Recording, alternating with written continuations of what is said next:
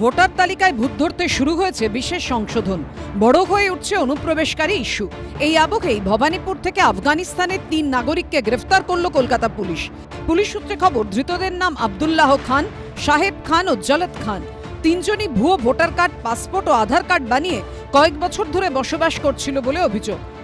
3 জন আফগান নাগরিককে গ্রেফতার করলো ভবানীপুর থানা পুলিশ। এই মুহূর্তে আমরা রয়েছি ভবানীপুরের দেবেন্দ্র ঘোষ রোডে, যেটা পুলিশ সূত্রে খবর পাওয়া যাচ্ছে যে কিছুদিন আগে সিকিউরিটি কন্ট্রোলের তরফ থেকে একটা অভিযোগ ভবানীপুর থানায় রুজু হয় এবং সেই অভিযোগে যেটা বলা হয় যে আমরা এই মুহূর্তে যেখানে দাঁড়িয়ে রয়েছি দেবেন্দ্র ঘোষ রোড, এখানে 3 জন আফগান নাগরিক যারা বৈধ পাসপোর্ট নিয়ে এদেশে আসে কিন্তু তাদের মেয়াদ উত্তীর্ণ হয়ে গেছে এবং তার পরবর্তী ক্ষেত্রে তারা এই দেশের ভোটার কার্ড, প্যান কার্ড এবং আরো বেশ কিছু গুরুত্বপূর্ণ নথি তারা জালিয়াতির মাধ্যমে তৈরি করেছেন, এরকমই মারাত্মক অভিযোগ ছিল।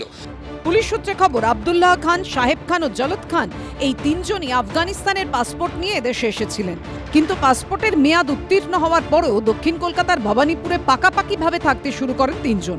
জালিয়াতির মাধ্যমে ভুয়ো পরিচয় দিয়ে ভোটার, আধার ও প্যান কার্ড তৈরি করেন তারা। আমি তো আমার জন্ম থেকে আমি দেখছি, আসে এক একজন আসে, এক একজন যায়, সেটা সব সঠিক জানা নেই কে কখন আসছে কখন যাচ্ছে। ভবানীপুর থেকে আফগানিস্তানের নাগরিকদের গ্রেফতার হওয়ার ঘটনায় আক্রমণ শানিয়েছে বিজেপি।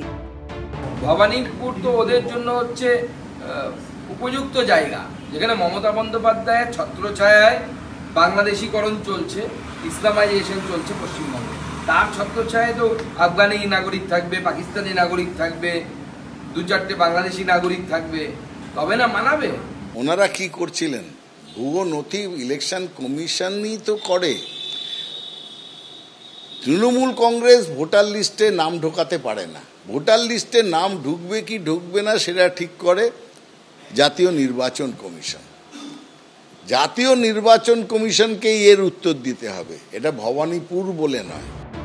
ধৃত 3 আফগান নাগরিকের বিরুদ্ধে ইমিগ্রেশন অ্যান্ড ফরেনার্স আইনে মামলা রুজু করেছে ভবানীপুর থানা। ধৃতরা কিভাবে ভুয়ো পরিচয়পত্র তৈরি করলো খতিয়ে দেখছে কলকাতা পুলিশ। ময়ূর ঠাকুর চক্রবর্তী, শিবাশিস মৌলিক ও অনির্বাণ বিশ্বাসের রিপোর্ট, এবিপি আনন্দ। ডিটেনশন ক্যাম্প ভেঙে চুড়ে গুড়িয়ে দেবো।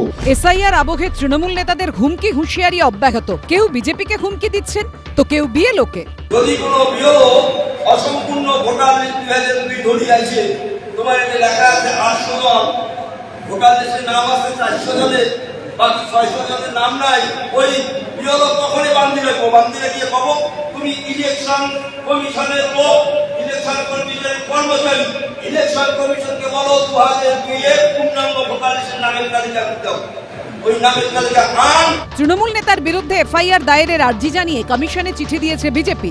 এক্স পোস্টে মুখ্য নির্বাচনী আধিকারিককে ট্যাগ করে শুভেন্দু অধিকারী লিখেছেন, এটি নিছক এক ব্যক্তির উগ্র মন্তব্য নয়, এটি তৃণমূলের দীর্ঘদিনের কৌশলের অংশ।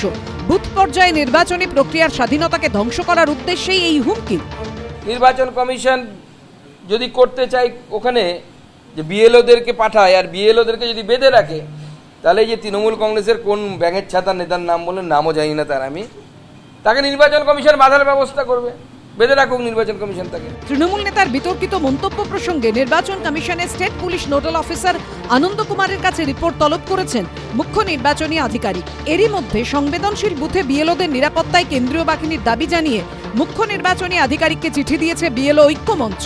এই আবহেই আবার ডিটেনশন ক্যাম্প গুড়িয়ে দেওয়ার হুঁশিয়ারি দিয়েছেন আরেক তৃণমূল নেতা।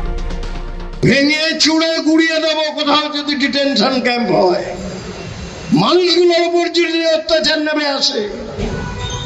আসামের ঘটনাগুলো সম্পর্কে আমরা ওয়াকিবহাল।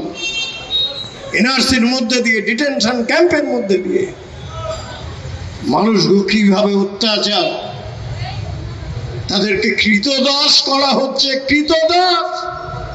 ওনারা যদি সিএ ক্যাম্প তুলে দিতে চায় তাহলে অবধারিত রাষ্ট্রপতি শাসন জারি হবে।